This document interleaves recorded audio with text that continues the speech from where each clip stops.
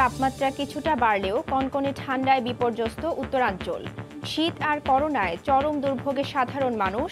নিউমোনিয়ার প্রকোপ বাড়াচ্ছে কোভিড শঙ্কা। প্রযুক্তি ভিত্তিক বাহিনী গড়ে তুলতে কাজ করছে সরকার। নতুন সমরাস্ত্র যোগ করে আধুনিক করা হচ্ছে বিমান বাহিনীকে। রাষ্ট্রপতি কুচকাওয়াজে প্রধানমন্ত্রী। এবং পদ্মা সেতু প্রকল্পের টাকায় 400 কেভি হাই ভোল্টেজ বিদ্যুৎ লাইন পেতে যাচ্ছে দক্ষিণাঞ্চলবাসী। আলাদা করে বসানো হচ্ছে 7টি পিলার। আগামী বছরের ডিসেম্বরে শেষ হবে কাজ। দেখছিলেন শিরোনাম। প্রবাসের সময়ের সঙ্গে আছি আমি রওজায়ে জাবিদা ঐশী। প্রচলিত স্টিল নাকি বিশ্বসেরা কোয়ান্টাম স্টিল, চয়েস আপনার হাতে। GP8 ইস্পাত। তাপমাত্রা কিছুটা বাড়লেও কমছে না শীত। হিমেল হাওয়ার প্রভাবে কনকনে ঠান্ডায় বিপর্যস্ত উত্তরাঞ্চল। শীতের তীব্রতা বাড়ায় কষ্টের মাত্রা বাড়ছে উত্তরের শীতার্ত জনপদ রংপুরে। সূর্যের সামান্য উত্তাপে দিন কাটলেও রাতের বেলা জবথবু অবস্থা নিম্ন আয়ের মানুষের। রতন সরকারের রিপোর্ট।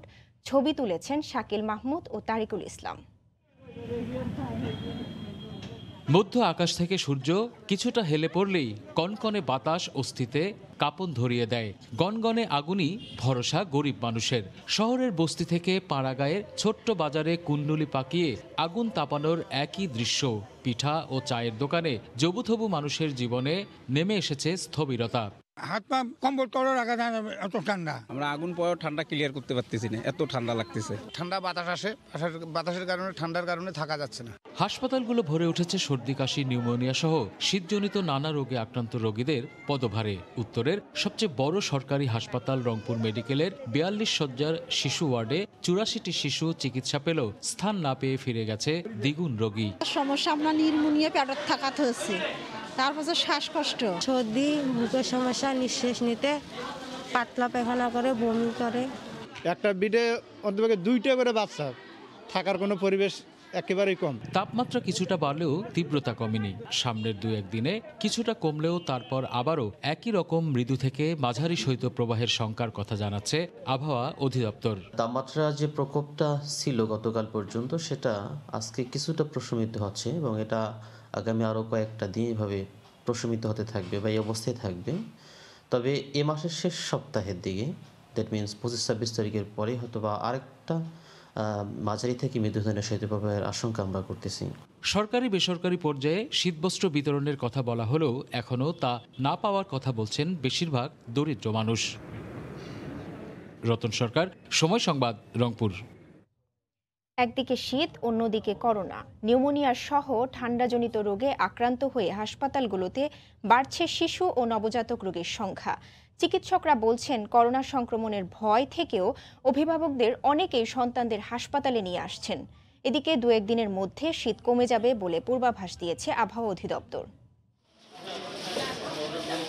শিশু হাসপাতালে ভিড়। শীত বাড়ার সঙ্গে সঙ্গে রোগবালাই বেড়েছে শিশুদের। শ্বাসকষ্ট, সর্দি কাশি ও নিউমোনিয়া আক্রান্তের সংখ্যাই বেশি। খালি পায়ে ফ্লোরে হাঁটে, ঠান্ডা লাগছে। এখন ডাক্তারের কাছে নিয়ে গেছি, আর সকালবেলা ওষুধ যেগুলো দিচ্ছে ওগুলো খাওয়ানোর আগে সন্ধ্যার সময় খাওয়াবো, 2টা খাওয়াইছি, তারপরে কফ সার্চ। গাড়িতে জার্নিং হয়েছে, পানি চেঞ্জ হয়েছে, সে কারণে একটু ঠান্ডা লেগে গেছিল।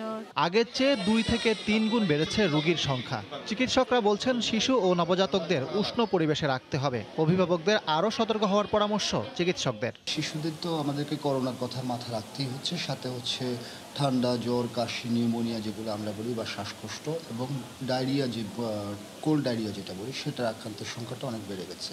সকাল থেকে সন্ধ্যা পর্যন্ত বাচ্চাদের জন্য কুসুম গরম পানি ব্যবহার করতে বলি, উষ্ণ আরামদায়ক কাপড় ব্যবহার করতে বলি, এবং ধুলাবাড়িতে যাতে বাচ্চারা খেলাধুলা না করে সেটা প্রিভেনশন করতে বলি। শিশুদের পাশাপাশি এই শীতে বড়দের শ্বাসকষ্টজনিত সমস্যাও প্রকট হচ্ছে। যক্ষ্মা ও অ্যাজমার সঙ্গে যোগ হয়েছে কোভিড-19। এতে দেখা দিচ্ছে বাড়তি শঙ্কা। যক্ষ্মা রোগীর কোভিড টেস্ট করেও পাচ্ছি যে কোভিডও পজিটিভ।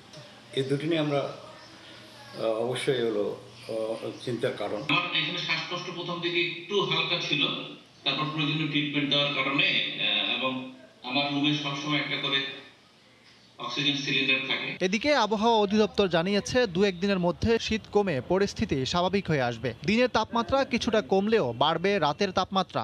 মধ্যরাত থেকে সকাল পর্যন্ত এখনো কুয়াশাটা থাকবে, হালকা বাতাস, এই বাতাস কনকনের জন্য জনজীবন বিপর্যয় হচ্ছে। এই টেম্পারেচারটা আস্তে আস্তে স্বাভাবিকের দিকে চলে আসতেছে, এটা ক্রমান্বয়ে আস্তে আস্তে স্বাভাবিক টেম্পারেচার আসবে।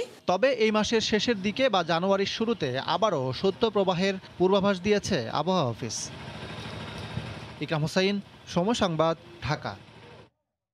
শীতের প্রকোপ থেকে রক্ষা পেতে রাতেও রাজশাহীর পুরানো গরম কাপড়ের দোকানে ভিড় করেন ছিন্নমূল ও নিম্ন আয়ের মানুষ। শীত জেঁকে বসায় দুপুর থেকে রাত পর্যন্ত ক্রেতা বিক্রেতার সমাগমে জমজমাট থাকে এসব দোকান।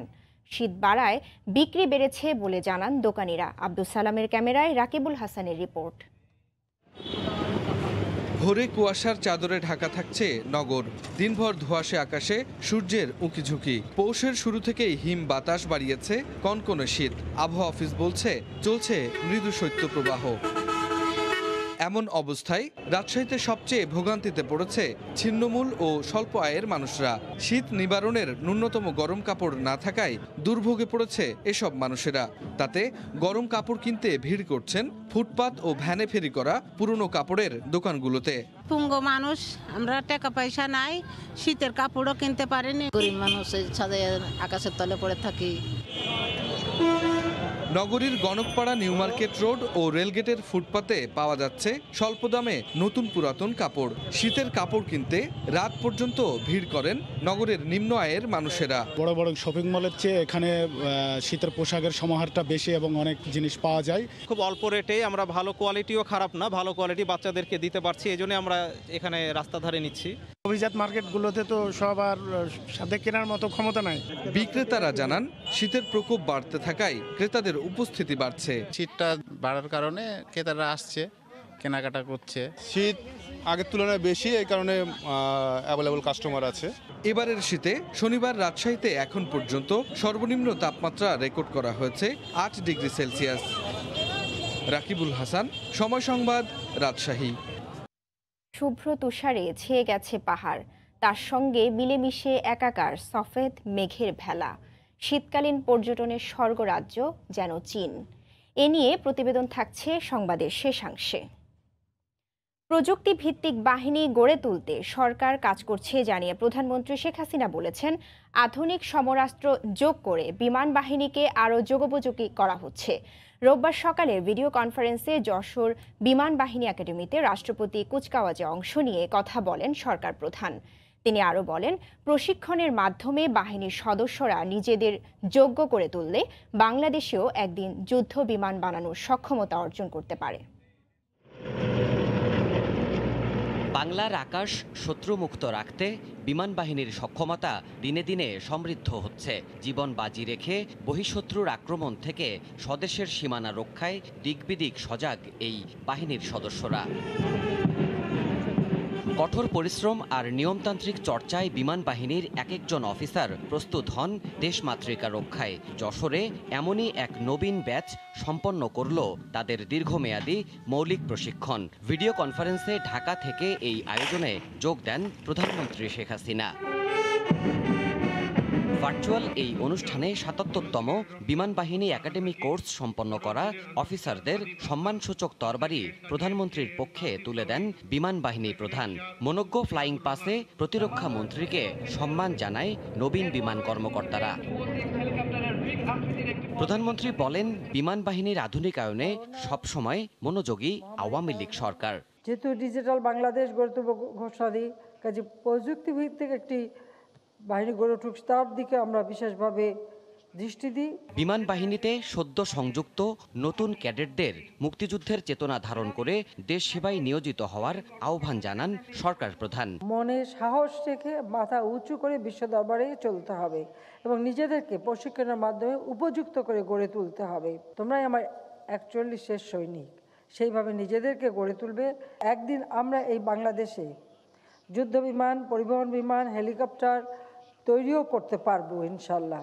উদ্ভাবনী ক্ষমতা এবং নিয়মতান্ত্রিক ব্যবস্থার জন্য করোনাকালে বিমান বাহিনী নতুন দৃষ্টান্ত গড়েছে বলেও জানান প্রধানমন্ত্রী। বাংলাদেশকে সুবর্ণ যুগে নিয়ে যাবে। দেবাশিস রায়, সময় সংবাদ, ঢাকা। সেনাবাহিনীকে নিয়ে একটি স্বার্থান্বেষী মহল গুজব ছড়াচ্ছে জানিয়ে সবাইকে সতর্ক থাকার আহ্বান জানিয়েছেন সেনা প্রধান জেনারেল আজিজ আহমেদ। রোববার সকালে মিলিটারি ডেন্টাল সেন্টারের উদ্বোধনী অনুষ্ঠানে অংশ নিয়ে সেনাপ্রধান একথা বলেন। এ সময় ডেন্টাল কোরের একটি চৌকস দল কুচকাওয়াজ প্রদর্শন করে। অনুষ্ঠানে সেনাপ্রধান বলেন, সেনাবাহিনী অতীতের যে কোনো সময়ের চেয়ে পেশাদার, তাই কুচক্রী মহলের সব গুজবের ঊর্ধ্বে নিজেদের দায়িত্ব পালন করবে সেনা সদস্যরা।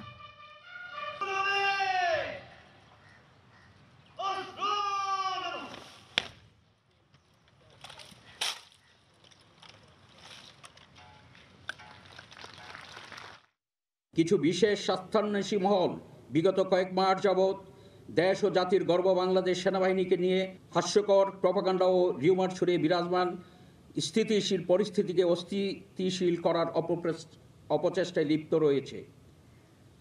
কুচক্রী মহলের বোঝা উচিত, বাংলাদেশ সেনাবাহিনী অতীতের চেয়ে অনেক বেশি পরিপক্ক, প্রশিক্ষিত এবং পেশাদার সেনাবাহিনী। আগামী দিনগুলোতে সকলে এই ধরনের প্রপাগান্ডা, রিউমার জাতীয় অপপ্রচারের বিরুদ্ধে সতর্ক থাকার নির্দেশ প্রদান করছি।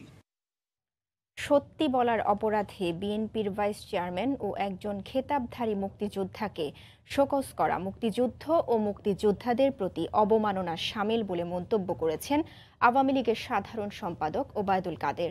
রোববার সকালে সচিবালয়ে তিনি সাংবাদিকদের বলেন, নেতিবাচক রাজনীতির কারণে বিএনপি এখন জনবিচ্ছিন্ন।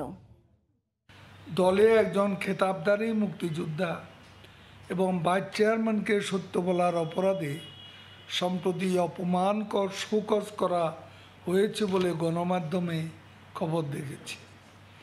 এর মাধ্যমে দেশের মুক্তিযুদ্ধ এবং মুক্তিযোদ্ধাদের প্রতি অবমাননাকর আচরণই ফুটে ওঠে। নেতিবাচক রাজনীতির কারণে বিএনপি আজ জনবিচ্ছিন্ন। রাষ্ট্রপতির কাছে নির্বাচন কমিশনের বিরুদ্ধে দেশের ৪২ জন বিশিষ্ট নাগরিকের অভিযোগ প্রত্যাখ্যান করে কমিশনার শাহাদাত হোসেন চৌধুরী বলেছেন, এসব অভিযোগ ভিত্তিহীন এবং উদ্দেশ্য প্রণোদিত। একই সঙ্গে পাল্টা অভিযোগ তুলে তিনি বলেন, বিশিষ্ট এ নাগরিকদের কেউ কেউ ইসিকে কাজে লাগিয়ে ব্যবসা করতে চেয়েছিলেন, তা না পেরে কমিশনের উপর ক্ষুব্ধ তারা। রোববার এ বিষয়ে সাংবাদিকদের মুখোমুখি হন প্রধান নির্বাচন কমিশনারও। যদিও বিষয়টি রাষ্ট্রপতির কাছে বিবেচনাধীন আছে জানিয়ে কোনো মন্তব্য করতে রাজি হননি তিনি। এগুলো কোনোটাই ভিত্তি আছে বলে আমি মনে করি না, এবং এরকম একটা বিষয় উপস্থাপন করা আমি মনে করি যে এটা সুধীজনদের জন্য এটা বিবেচনা প্রসূত নয়।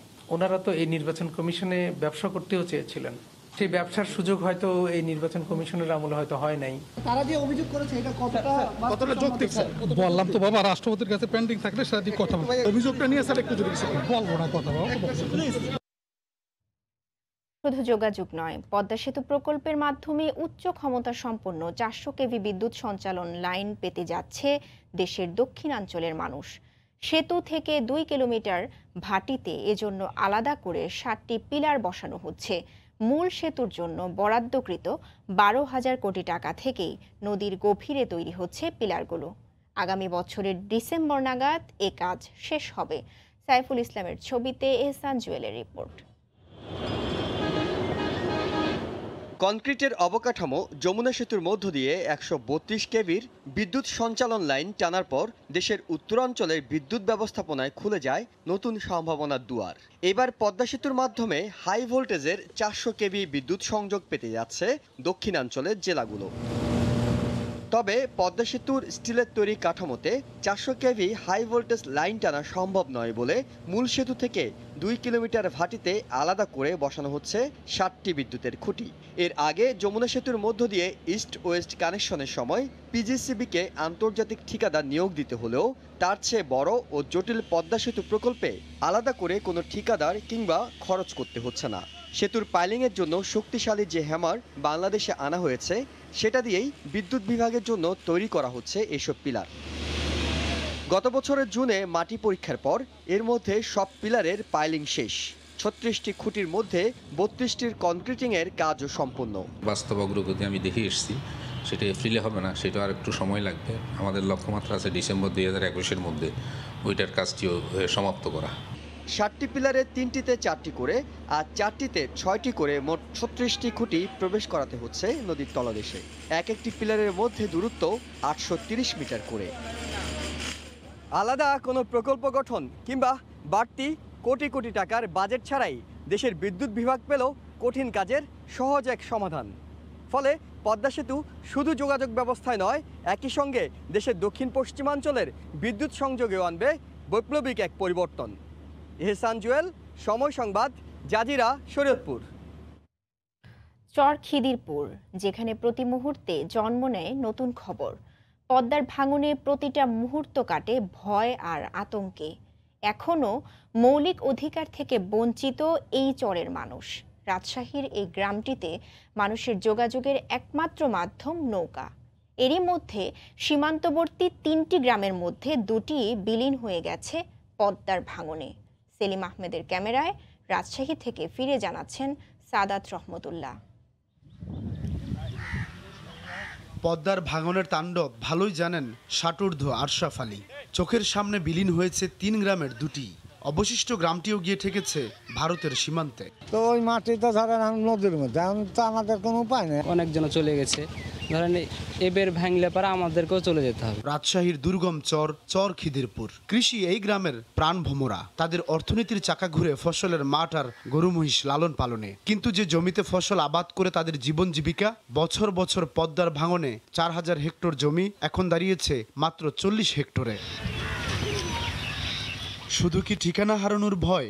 সংখ্যা আছে রুটি রুজিও। অসুখ বিসুখ হলেও তাদের দুশ্চিন্তার শেষ নেই। নেই হাসপাতাল, ডাক্তার। যাতায়াতের মাধ্যম একমাত্র ইঞ্জিন চালিত নৌকা। ঝড় বৃষ্টিতে উত্তাল পদ্মা পাড়ি দিতে হয়তো কারো কারো ভাগ্যে জোটে চিকিৎসা, কারো বা অঘরেই হারাতে হয় প্রাণ। উপর থেকে ভাঙনে ভেঙে গেছে, আবার 2 মাস হলে এই পারে করেছি। ভয় ভাঙনেরই ভয় আমার। একটা বাঁধ দিলে তো নদী এক জায়গায় থাকে, ওটা তো দিবে না, দেয় না। ভাঙনের কারণে 400 মিটার নদীর গতিপথ পরিবর্তন হয়ে প্রবাহিত হচ্ছে কাতলামারি ভারতীয় সীমান্ত দিয়ে। এতে এই গ্রামের মানুষ শুষ্ক মৌসুমে ঘুরে যেতে হয় প্রায় 17 কিলোমিটার। দুর্গম এই সীমান্ত রক্ষায় কাজ করে যাচ্ছে বর্ডার গার্ড বাংলাদেশ, বিজিবি। সমস্যা সমাধানে শীঘ্রই আলোচনা বসার কথা জানালেন বিজিবি মহাপরিচালক। একটা করিডোর দেওয়া যেন এই চরবাসীদের ঘুরে যেন আসতে না হয়। ভারতের পররাষ্ট্র মন্ত্রণালয় বিবেচনাধীন আছে এবং আমাদের পররাষ্ট্র মন্ত্রণালয় এই বিষয়ে নিয়ে কাজ করছে এই ইনোসেন্ট প্যাসেজ দেওয়ার জন্য। এর আগে গ্রামের চরের মানুষের জন্য প্রায় 2500 ঘর দিয়েছিল সরকার, যা এরই মধ্যে নদী গর্ভে বিলীন হয়ে গেছে। গত কয়েক বছর আগেও রাজশাহীর এই চর খিদিরপুরে 15,000-এর বেশি মানুষের বসবাস ছিল, যা বর্তমানে নেমে এসেছে 1500-তে। সর্বনাশা পদ্মার ভাঙনে এখানকার মানুষের প্রতিটা মুহূর্ত কাটে আশ্রয় হারানোর শঙ্কায়। এখানকার মানুষের চাওয়া গ্রামের শেষ চিহ্নটুকু রক্ষায় অন্তত একটি স্থায়ী বাঁধ নির্মাণের। সাদাত রহমতুল্লাহ, সময় সংবাদ, চর খিদিরপুর, রাজশাহী। কেরানীগঞ্জের ঝাউচরে বুড়িগঙ্গার তীরে গড়ে তোলা হাজী সেলিমের ছেলের প্রতিষ্ঠান মদিনা মেরিটাইম লিমিটেডের অবৈধ স্থাপনা উচ্ছেদ করেছে বিআইডব্লিউটিএ। সংস্থাটির দায়িত্বশীল কর্মকর্তা বলছেন, পর্যায়ক্রমে নদী তীরের সব অবৈধ স্থাপনা সরিয়ে ওয়াকওয়ে নির্মাণ করা হবে। এভাবেই গড়িয়ে দেওয়া হয় বুড়িগঙ্গার তীরে গড়ে তোলা অবৈধ স্থাপনা। রোববার দুপুরে কেরানীগঞ্জের ঝাউচরে পরিচালিত বিআইডব্লিউটিএর উচ্ছেদ অভিযানে গুড়িয়ে দেওয়া হয় হাজী সেলিমের ছেলে সোলাইমান সেলিমের প্রতিষ্ঠান মদিনা মেরিটাইম লিমিটেডের স্থাপনা। তুলে ফেলা হয় মালিকানা দাবি করা সাইনবোর্ড। নদীর তীরে বটগাছের নিচে বানানো ঘাটের তোলাদায়ের ঘরও গাছসহ উচ্ছেদ করা হয়। এ সময় স্থানীয় কয়েকজন দাবি করেন, জমির দলিল থাকার পরও অবৈধ ঘোষণা করে ভেঙে দেওয়া হচ্ছে স্থাপনা। আমাদের ওই জায়গার ভিতরে মন মতো পিলার গাড়ি থেকে গেছে জায়গা, আমার সব কাগজপত্র সব আছে, সব আমরা দেখাইতে পারবো। আমাদের কাছে সব কাগজ আছে, সিএস রেকর্ড আছে, এস এ রেকর্ড আছে, আর এস রেকর্ড আছে, খাজনা খারিজ দেওয়া আছে, তারপরে তো ওনারা ভাঙতেছে। তবে অভিযানে অংশ নেওয়া বিআইডব্লিউটিএর দায়িত্বশীল কর্মকর্তা বলেন, শুধুমাত্র অবৈধ হিসেবে চিহ্নিত স্থাপনায় উচ্ছেদ করা হচ্ছে। যৌথ জরিপের মাধ্যমে জেলাবাসীতে যে সীমানা পিলার দেওয়া হয়েছে, সেই সীমানা পিলারের ভিতরে কার জায়গায় সেটা মুখ্য বিষয় না। আমরা সেই সীমানা পিলারের ভিতরে জারি অবৈধ স্থাপনা পাবো, অবৈধ ভরাট পাবো, আমরা ক্রমান্বয়ে সবই আমরা উচ্ছেদ করবো। সীমানা পিলার বরাবরে একটি 7 ফিটের ওয়াকওয়ে যাবে এবং ব্যাংক প্রোটেকশন ওয়াল হবে, তারপরে গাছ লাগবে, তখন এইসব দখলদাররা আর নদীর দিকে আসতে পারবে না। পরে নদী তীরে হাজী সেলিমের গড়ে তোলা পাথর ব্যবসার স্থাপনাও উচ্ছেদ করা হয়। সময় সংবাদ, ঢাকা। এদিকে যশোরে লাইসেন্স ও ছাড়পত্রবিহীন 9টি ইটভাটা গুঁড়িয়ে দিয়েছে পরিবেশ অধিদপ্তর। সারা দেশে অবৈধ ইটভাটা উচ্ছেদের অংশ হিসেবে রোববার শুরু হয় অভিযান। জেলা প্রশাসনের নির্বাহী ম্যাজিস্ট্রেট রোজিনা আক্তারের নেতৃত্বে সকাল থেকে কেশবপুর সহ 4টি উপজেলার 9টি ভাটা গুঁড়িয়ে দেওয়া হয়। এ সময় পরিবেশ নষ্টকারী চিমনি ভেঙে ফেলে পরিবেশ অধিদপ্তর। সোমবারও জেলার বিভিন্ন স্থানে এ অভিযান চলবে বলে জানিয়েছে সংশ্লিষ্টরা। যশোর পরিবেশ অধিদপ্তরের আওতায় থাকা নড়াইল, মাগুরা ও ঝিনাইদহেও পর্যায়ক্রমে অবৈধ ইট ভাটা উচ্ছেদ করা হবে। আমরা আজকে 9টা অবৈধ ইট ভাটা উচ্ছেদ করেছি, আগামীকাল আরও 13টা অবৈধ ইট ভাটা উচ্ছেদ করব। তো পর্যায়ক্রমে এই সপ্তাহ ব্যাপী আমাদের যশোর জেলা অধীনে যে 4টা জেলা, অন্য জেলায় আমাদের অবৈধ ইট ভাটা উচ্ছেদ অব্যাহত থাকবে। দেশে করোনায় আক্রান্তের সংখ্যা 5 লাখ ছাড়ালো। স্বাস্থ্য অধিদপ্তরের তথ্য মতে রোববার নতুন করে শনাক্ত হয়েছেন 1153 জন। একদিনে মারা গেছেন 38 জন। এ নিয়ে মৃতের সংখ্যা বেড়ে দাঁড়ালো 7280 জনে। গত 24 ঘন্টায় কোভিড-19 নমুনা পরীক্ষা করা হয়েছে 13,316 জনের। এ পর্যন্ত মোট নমুনা পরীক্ষা হয়েছে 30,75,680 জনের। 24 ঘন্টায় নমুনা শনাক্ত হয়েছেন 1253 জন। এ নিয়ে দেশে মোট শনাক্তের সংখ্যা 5,713 জন। 24 ঘন্টায় মারা গেছেন 38 জন। এ পর্যন্ত করোনা আক্রান্ত হয়ে মারা গেলেন 7,280 জন। করোনা থেকে 24 ঘন্টায় সুস্থ হয়েছেন 1,926 জন। এ পর্যন্ত সুস্থ হয়েছেন 4,37,527 জন। ভারতের সেরাম ইনস্টিটিউটের বাইরে যুক্তরাষ্ট্রের প্রতিষ্ঠান নোভাভ্যাক্স থেকেও করোনার ভ্যাকসিন আনা হবে। সময় সংবাদকে জানিয়েছেন বেক্সিমকো ফার্মাসিউটিক্যালসের ব্যবস্থাপনা পরিচালক নাজমুল হাসান পাপন। আরও ভ্যাকসিন আনতে অন্যান্য প্রতিষ্ঠানের সঙ্গে আলোচনা চলছে বলে জানান তিনি। তবে কেমন দামে আনা হচ্ছে তা নিয়ে জনমনে রয়েছে নানা প্রশ্ন। সাজিদ মুস্তাহিদের রিপোর্টে বিস্তারিত। করোনা ভ্যাকসিনের প্রয়োগ শুরু হয়েছে বেশ কয়েকটি দেশে। বাংলাদেশ এখনও আছে অপেক্ষায়। তবে বাজারে ভ্যাকসিন আসলে তা যেন বাংলাদেশও পায় সে বিষয়টি নিশ্চিত করেছে সরকার। ভারতের সেরাম ইনস্টিটিউটের সঙ্গে আগেই চুক্তি করেছে বেক্সিমকো ফার্মাসিউটিক্যালস। চুক্তির আওতায় সরকারের জন্য 3 কোটি ভ্যাকসিন আনবে প্রতিষ্ঠানটি। সিরাম ইনস্টিটিউট থেকে আনা ভ্যাকসিন সরকার দিবে বিনামূল্যে। কত দামে এই ভ্যাকসিনগুলো কেনা হচ্ছে সে প্রশ্ন আছে অনেকেরই। আমরা চাই যে এটা কার্যকর ভ্যাকসিন, যদি আমাদের কাজ হবে সেই ভ্যাকসিন স্বল্প মূল্যে হলে ভালো হয়। দাম সীমিত রাখা দরকার এবং সবাই পাক ভ্যাকসিনটা, সবার উপকার হোক। ভ্যাকসিন যেন সর্বস্তরের মানুষের কাছে পৌঁছে যায়। বেক্সিমকো আনবে আলাদাভাবে 10 লাখ ডোজ। অক্সফোর্ড অ্যাস্ট্রাজেনেকার বাইরেও অন্য প্রতিষ্ঠানের ভ্যাকসিন আনতেও চলছে জোর চেষ্টা। যেহেতু মডার্না এবং ফাইজার আনার কোনো সুযোগ নেই, যেহেতু কোল্ড চেইনের জন্য আমরা দেখেছি এটা মাস ভ্যাকসিনেশন দেওয়া সম্ভব না। সো বেসিক্যালি আমরা 3 কোটি ডোজ এটা সরকারের জন্য আনছে এবং এটা আমরা ঠিক করেছি সিরাম ইনস্টিটিউট থেকে অক্সফোর্ড ভ্যাকসিনটা, এটার অল্টারনেট হিসেবে নোভাভ্যাক্সটা রাখা হয়েছে, ইউএসএ নোভাভ্যাক্স। তবে অক্সফোর্ডের ভ্যাকসিন মডার্না ফাইজারের চেয়ে অনেক কম মূল্যেই আনছে সরকার। সরকারের জন্য আমরা যে 3 কোটিটা আনছি এটা হচ্ছে আপনার একটা অনেক কম প্রাইসে। ইটস $4 আছে, এটা আরও কমতে পারে। মানে ইন্ডিয়ান গভর্নমেন্ট যে দামে কিনবে ওদের সাথে এগ্রিমেন্টটা হয়েছে সেই দামেই আমাদেরকে দিবে। সবকিছু ঠিক থাকলে শিগগিরই দেশে আসবে করোনার ভ্যাকসিন। প্রতি লটে আসবে 50 লাখ ডোজ, যা দেয়া হবে অগ্রাধিকার ভিত্তিতে। প্রায়োরিটি লিস্ট করেছে যা কারা কারা পাবে। ইউকের অ্যাপ্রুভালের পরে সরকার নিয়ে আসতে বলতে পারে, অর্ডার দিতে পারে। আমাদের ধারণা যে বাই জানুয়ারি ফেব্রুয়ারির মধ্যে আমাদের এখানে ভ্যাকসিন চলে আসা উচিত। সাজিদ মুস্তাহিদ, সময় সংবাদ, ঢাকা। আন্তর্জাতিক প্রসঙ্গ। আবারও কঠিন লকডাউনের মুখোমুখি লন্ডন সহ ব্রিটেনের বিভিন্ন শহর। রোববার থেকে আগামী 31 ডিসেম্বর পর্যন্ত লকডাউনের প্রাথমিক ঘোষণা এলেও মেয়াদ আরও বাড়তে পারে। এদিকে ব্রিটেনে ভ্রমণ নিষেধাজ্ঞা জারি করছে ফ্রান্স সহ ইউরোপের বিভিন্ন দেশ। লন্ডন থেকে বিস্তারিত জানাচ্ছেন শোয়েব কবির।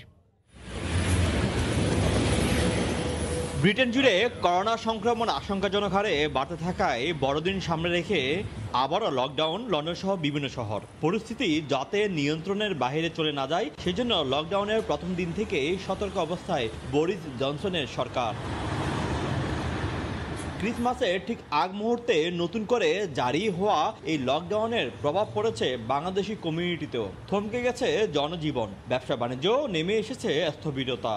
লকডাউনের কারণে এই খুবই খারাপ সময় যাচ্ছে, মানুষ নাই, রাস্তাঘাটে কিছু নাই, এই খুবই আতঙ্কের মধ্যে আছে আমরা ব্যবসায়ীরা। মানুষের খানির অভাব, পানির অভাব, সব কিছুর অভাব পড়ছে, মানুষ হাহাকার। ঠিক লাগে না ওই সব, এটা ভালো নয় তো। লকডাউন যখন এভরিথিং শাটডাউন। এরই মধ্যে নতুন ধরনের করোনা ভাইরাসের সংক্রমণ ঠেকাতে ইউরোপের বেশ কয়েকটি দেশ যুক্তরাজ্যে বিমান চলাচলে নিষেধাজ্ঞা জারি করেছে। করোনার দ্বিতীয় দফার ভয়াল থাবা থেকে ব্রিটেনবাসীকে বাঁচাতে বরিস জনসনের নানা পরিকল্পনা ছিল, তবে সব পরিকল্পনাকে চোখ রাঙিয়ে করোনা এখন আগ্রাসী ভূমিকায়।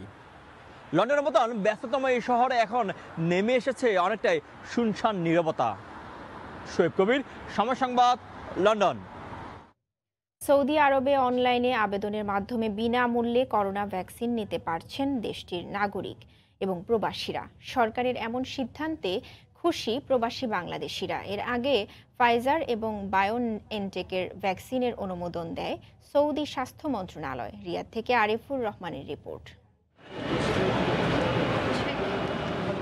স্বাস্থ্যমন্ত্রী তৌফিক আল রাবিয়ার টিকা গ্রহণের মাধ্যমে সৌদি আরবে শুরু হয়েছে করোনা ভ্যাকসিনেশন কার্যক্রম। স্বাস্থ্য মন্ত্রণালয়ের অনুমোদনের পর সাধারণ মানুষকে বিনামূল্যে ফাইজার এবং বায়োএনটেকের টিকা দেওয়া শুরু হয়।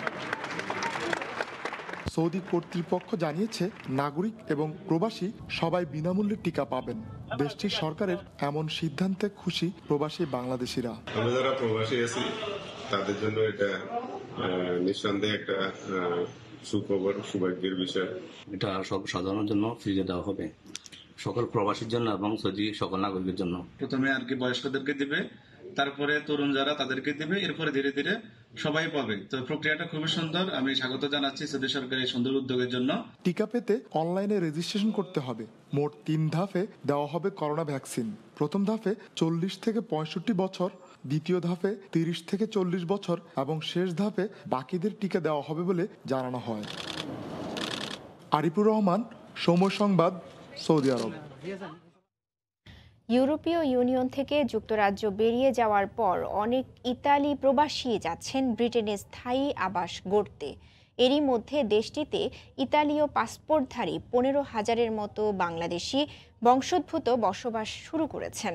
কিন্তু সুযোগ থাকার পরও করোনা পরিস্থিতির কারণে অনেকেই ইতালি থেকে যুক্তরাজ্যে যেতে পারছেন না। ইতালির ভেনিস থেকে আরও জানিয়েছেন মাকসুদ রহমান। আর মাত্র 2 সপ্তাহ বাকি ব্রেক্সিট হওয়ার। প্রায় 5 দশকের যে সম্পর্ক গড়ে উঠেছিল ইইউ দেশগুলির সঙ্গে ব্রিটেনের, আর সেই বিচ্ছেদের সুর বাজতে মাত্র 2 সপ্তাহ বাকি।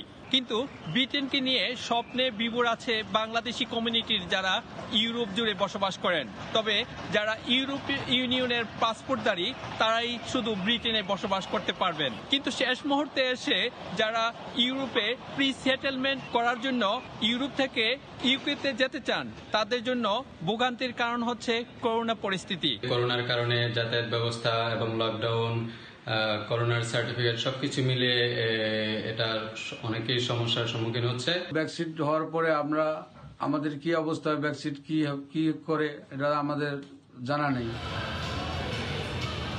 যারা ইটালিতে বসবাস করেন বা ইউ কান্ট্রিতে বাংলাদেশিরা রয়েছেন ইউর পাসপোর্টধারী, তাদের অধিকাংশ মানুষেরই স্বপ্ন ছিল সন্তানাদিদেরকে ইংরেজি শিক্ষায় শিক্ষিত করা। ইটালির ভেনিস থেকে মাকসুদ রহমান, সময় সংবাদ।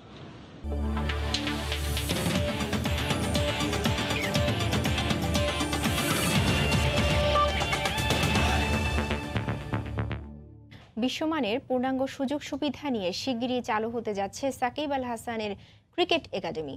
ঢাকার অদূরে রূপগঞ্জের কাঞ্চন পৌরসভার কেন্দুয়া গ্রামে নির্মাণ হচ্ছে নয়নাভিরাম একাডেমি। সাকিবের এই একাডেমির পৃষ্ঠপোষক মাস্কো গ্রুপ। 2021 সালের ফেব্রুয়ারিতে পুরো দমে একাডেমিক কার্যক্রম শুরু হবে বলে জানায় পৃষ্ঠপোষক প্রতিষ্ঠানের প্রধান। এদিকে বাংলাদেশ ক্রিকেট বোর্ড সহ দেশের ক্রিকেটের উন্নয়নে এই একাডেমিক কাজ করবে বলে জানান তিনি। ড্রিমস ডু কাম ট্রু, নিজের একাডেমি নিয়ে সাকিবের সাম্প্রতিক মন্তব্য। স্বপ্ন সত্যি হতে চলেছে, সে লক্ষ্যে রাত দিন চলছে নির্মাণ কাজ, যেন দম ফেলবার ফুরসত নেই। একাডেমির ভেতরে নির্মাণাধীন দৃষ্টিনন্দন কারুকাজ, নয়নাভিরাম দৃশ্য আর স্থাপত্যশৈলী মন কাড়বে যে কারোরই। এটি দেশের ক্রিকেটের পোস্টার বয় সাকিব আল হাসানের স্বপ্নের একাডেমি। তার স্বপ্নকে সত্যি করতে সহযোগী হিসেবে পাশে দাঁড়িয়েছে মাস্কো গ্রুপ। প্রায় 16 বিঘা জমির ওপর নির্মাণ করা হচ্ছে আধুনিক এই ক্রিকেট একাডেমি। ইতোমধ্যে গ্রাউন্ডসম্যান ও পিচ কিউরেটরও নিয়োগ দেওয়া হয়েছে। সাকিবের যথেষ্ট প্রেরণার কারণে এটা হয়েছে, মানে এই ক্লাবটার শুরু হয়েছে। তো শুরু করতে যাইয়া তারপরে তো দেখতেছি অনেক কিছু করতে হয়, যা চিন্তা করি নাই এরকম বহু কিছুই করতে হইতেছে। একাডেমিতে থাকবে উন্নত মানের জিমনেশিয়াম, থাকবে ভার্চুয়াল বোলিং মেশিন, আর ইনডোর আউটডোর সুবিধা তো থাকছেই। গড়ে তোলা হবে আবাসিক হোস্টেলও। আমাদের এখানে ডক্টর থাকবে, ফিজিও থাকবে, আমাদের খুব ওয়ার্ল্ড ক্লাস একটা রেস্টুরেন্ট আমরা করতেছি ওইখানে এই উত্তরের দিকে। তো এইগুলি সবগুলি মানে একাডেমির কেন্দ্র করে সব কিছু হইতেছে। সাকিবের একাডেমি, তাই কোচও হওয়া চাই চমকপ্রদ। আর তাই এখানকার দেখভালের দায়িত্ব পড়েছে দেশসেরা কোচ মোহাম্মদ সালাউদ্দিনের কাঁধে। বাংলাদেশের ক্রিকেটে প্রতিভার মূল উৎস এখনও বয়সভিত্তিক ক্রিকেট। তাই নতুন প্রতিভা অন্বেষণে বিসিবির সঙ্গে একই মোহনায় মিলিত হতে চায় প্রতিষ্ঠানটি। বিসিবির সাথে একটা আন্তরিক রিলেশনশিপ আমরা তৈরি করব। আমাদেরও দরকার আছে, আমি মনে করি বিসিবিরও দরকার আছে। বিসিবির প্লেয়ার এদেরকে ট্রেন আপ করার জন্য বা মানে এই জাতীয় কোনো কিছু করার জন্য। বিশ্বসেরা অলরাউন্ডার সাকিব আল হাসানকে নিয়ে নবদিগন্ত উন্মোচন করতে যাচ্ছে মাস্কো সাকিব ক্রিকেট একাডেমি, যেখান থেকে উঠে আসবে মেধাবী ও মানসম্পন্ন ক্রিকেটার। আর তাদের হাত ধরেই আগামী দিনে বাংলাদেশ ক্রিকেট সমৃদ্ধ হবে, এমন আশাবাদ একাডেমির সংশ্লিষ্টদের। সাজিদ আরাফাত, সময় সংবাদ, মাস্কো সাকিব ক্রিকেট একাডেমি, কাঞ্চন, রূপগঞ্জ, নারায়ণগঞ্জ। এ পর্যায়ে শীর্ষ সংবাদ জানিয়ে দিচ্ছি আরেকবার। তাপমাত্রা কিছুটা বাড়লেও কনকনে ঠান্ডায় বিপর্যস্ত উত্তরাঞ্চল। শীত আর করোনায় চরম দুর্ভোগে সাধারণ মানুষ, নিউমোনিয়ার প্রকোপ বাড়াচ্ছে কোভিড শঙ্কা। প্রযুক্তি ভিত্তিক বাহিনী গড়ে তুলতে কাজ করছে সরকার। নতুন সমরাস্ত্র যোগ করে আধুনিক করা হচ্ছে বিমান বাহিনীকে। রাষ্ট্রপতি কুচকাওয়াজে প্রধানমন্ত্রী। এই ছিল প্রবাসের সময়ে। সঙ্গে থাকুন সময়ের।